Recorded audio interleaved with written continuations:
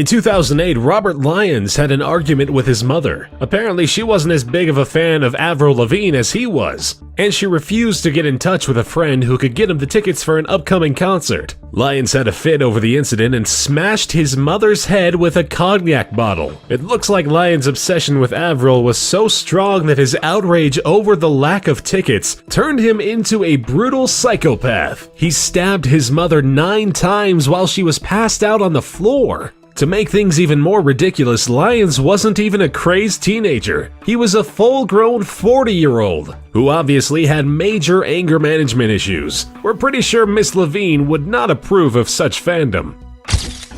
Getting unfriended on Facebook is an unpleasant experience for everyone. Janelle Potter was unfriended by Billy Payne Jr. and his girlfriend Jean Hayworth, and she was bitter enough about it to complain to her father. Her father, on the other hand, felt that what the couple did was unforgivable. He called up his friend Jamie Lynn Curd, who was in love with Janelle at the time, and convinced him that they needed to avenge his daughter. They took it a bit too far and ended up shooting the couple dead, leaving only their infant son alive. Let this serve as a warning. Don't be rude to people on Facebook. You never know who takes it seriously and who doesn't.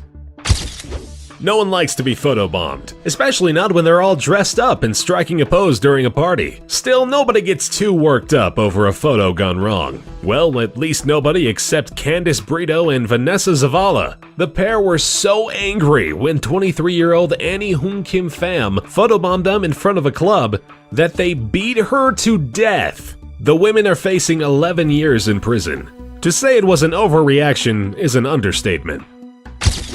How many times have you told your annoying siblings that you would kill them? Probably a million. How many times did you mean it? Probably never. A 13-year-old boy in Russia, however, meant it. His sister took charge of the remote control and wouldn't give it back, and her younger brother just wouldn't have any of it. He shot her point blank with a hunting rifle.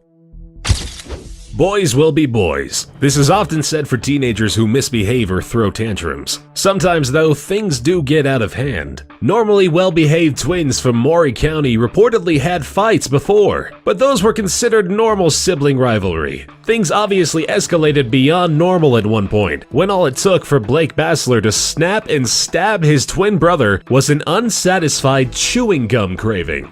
The victim of his brother's rage, Blake died in a hospital after failed attempts to patch him up and save his life.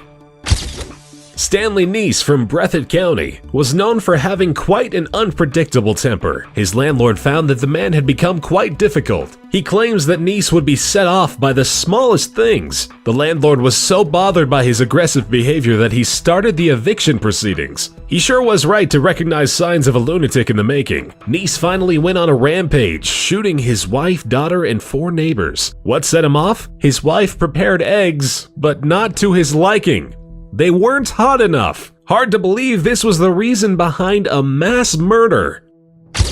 Breakups can be very ugly and leave us bitter, angry, and full of resentment. Still, people normally deal with these things by acting out a little bit. Too much partying, angry text messages here and there, hateful gossiping, crying. These are some of the mainstream techniques of dealing with this sort of stress. Another technique tried out by 15-year-old Joshua Davies is murder. Davies was very angry after he broke up with Rebecca Alward, and he often told his friends that he was going to kill her, indulging in sadistic fantasies. Nobody thought he was actually going to do it. A friend even dared him, saying he would treat him to a breakfast if he actually went through with his plans. Davies decided to take the bet. After brutally beating his ex to death, he texted the aforementioned friend asking for the free breakfast he was promised.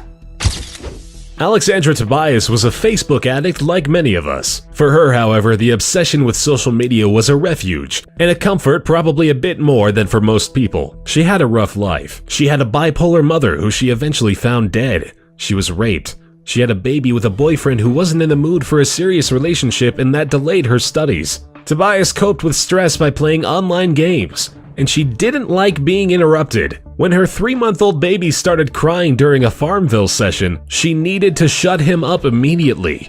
Unfortunately, she shut him up for good, murdering the infant. Sometimes it's hard to get along with our roommates. People can annoy you for many reasons: not cleaning up after cooking, leaving their stuff lying around, not throwing out the trash, or simply not getting more toilet paper when it was their turn. For Franklin Paul Crow, the latter was the last straw. He and his roommate were continuously having arguments about this, and finally Crow just couldn't take it anymore. He killed his roommate with a sledgehammer and a claw hammer, enraged upon learning that he once again didn't get the toilet paper. Facebook can start and finish romances. All the likes, the invites, the pokes, the comments, the little chats. These flirtations have become a part of our everyday lives. While on the one hand they can create a spark between people, they can also drive the jealous types insane and end relationships or even end lives. Scott Humphrey certainly took Facebook affection seriously and just couldn't handle the fact that Richard Rivetto poked his girlfriend on Facebook. Humphrey was so enraged that he started a fight in a pub, which ended with Rivetto cracking his head open against the pavement and bleeding to death.